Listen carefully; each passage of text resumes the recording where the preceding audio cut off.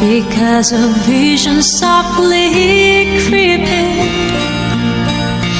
left its seeds while I was sleeping, and the vision that was planted in my brain still remains within the sound of silence.